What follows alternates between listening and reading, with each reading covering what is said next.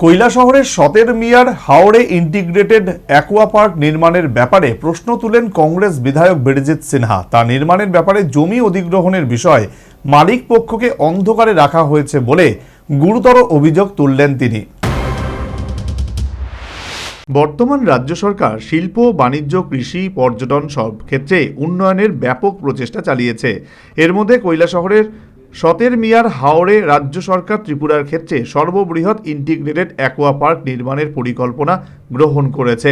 এমনকি সংশ্লিষ্ট দপ্তর কর্তৃপক্ষ ওই এলাকা পরিদর্শন করে তা বাস্তবায়নের ব্যাপারে ইতিমধ্যে প্রাথমিক উদ্যোগ গ্রহণ করেছে। এর মধ্যে এই ইন্টিগ্রেটেড অ্যাকোয়া পার্ক নির্মাণের ব্যাপারে তথা এই প্রকল্প বাস্তবায়নের সফলতার ব্যাপারে প্রশ্ন তুলেন স্থানীয় বিধায়ক বীরজিৎ সিনহা। এক্ষেত্রে জমির মালিকদের কাছ থেকে জোর করে জমি নেওয়া হয়েছে বলে সাংবাদিক সম্মেলনে তিনি অভিযোগ তুললেন। প্রজেক্টটা হইতো জোর করে নিয়ে গেছে। কত মানুষ এই অভিযোগ? আমি এখনো 111 জনের মধ্যে আমি 50 জনের আমি সই আনতে পারবো যে আমরা স্বেচ্ছায় দিই। 50 জনের সই আনতে পারবো স্বেচ্ছায় দিই, নামও বলতে পারবো। অফিসে এরা অফিসার এসছে, বড় বড় নেতা এসছে, জুড়ে নিয়ে বয়ে দিয়ে দিচ্ছে। এরা আমার লোক, আমাদের লোক। এবং যারা শিলংয়ে আছে, আসামে আছে, এরা তো সই করে নাই, এই সইটাও পক্ষী হয়ে গেছে।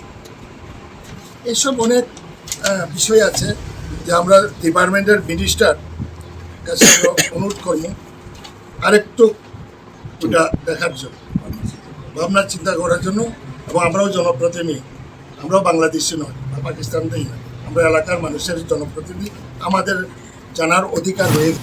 এই প্রকল্প কতটুকু সফল হবে তা নিয়ে প্রশ্ন তুলে এ ব্যাপারে মানুষ অন্ধকারে রয়েছেন বলেও বীরজিৎ সিনহা সাংবাদিকদের জানিয়েছেন। এমনকি জমির মালিকদের পক্ষে একটি উকিল নোটিশও দেওয়া হয়েছে বলে জানিয়েছেন তিনি। এটা প্র্যাকটিক্যালি কতটুকু এই প্রজেক্টটা সাকসেস হবে এখনো মানুষ অন্ধকারে আছে, এখনো মানুষ অন্ধকারে আছে। এবং এই প্রজেক্টটা কিভাবে হবে কি না আসল বিষয় আমাদের না দেখালেও প্রেস মিডিয়ার মাধ্যমে তো জনগণকে এই প্রজেক্টটা প্রেস মিডিয়ার মাধ্যমে অবগত করানো হচ্ছে।